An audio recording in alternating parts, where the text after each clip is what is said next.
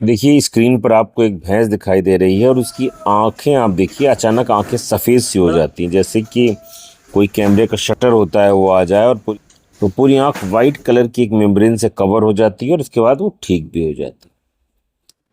तो जब dairy farmer ने मुझे ये बताया तो मुझे लगा कि शायद कोई कार्नियल लेप्रोसिटी होगी और उसको कोई ऑइंटमेंट वगैरह बता दूंगा, लेकिन देखने पे तो ये तो अलग चीज़ थी। ये तो जो थर्ड आईलिड होती है, जिसको निक्टेटिंग मेम्ब्रेन कहते हैं, उसका प्रोलैप्स है, वो पूरी आंख को कवर कर लेती है बार बार। कई बार आई की छोटी मोटी दिक्कतों में ये हो जाता है कि मान लीजिए कंजक्टिवाइटिस है या कुछ है, तो वहां भी हो जाता है। और अगर हम बीमारियों की बात करें, जो सिस्टमिक बीमारियां हैं, तो उसमें टिटनेस का एक फीचर होता है। गाय भैंसों में अगर ऐसा दिखाई दे रहा है, इसका लॉकजा हो रहा है, उसकी टेल भी जो है उठी हुई है, और शरीर में टिटनेस में तो पूरा लक्षण आने लगते हैं।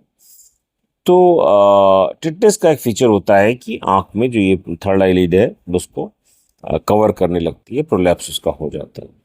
लेकिन इस भैंस में तो ऐसा कुछ भी नहीं था। ये तो बिल्कुल नॉर्मल थी, खा पी भी रही है, ठीक है। और ऐसे ही लक्षण जब इनसे पूछा गया तो इन्होंने बताया कि आसपास की डेयरीज में भी कुछ पशुओं को।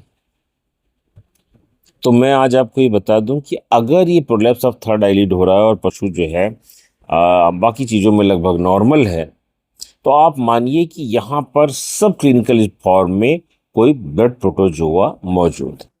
और कौन सा ब्लड प्रोटोजोआ हो सकता है? दो हो सकते हैं।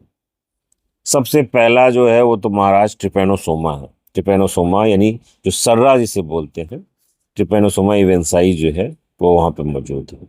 और दूसरा दूसरा थिलेरिया।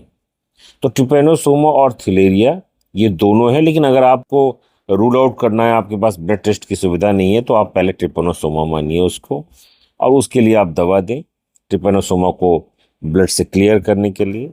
और आप देखेंगे कि ये जो प्रोलैप्स ऑफ थर्ड आईलिड है वो ठीक हो गया। धन्यवाद साथी।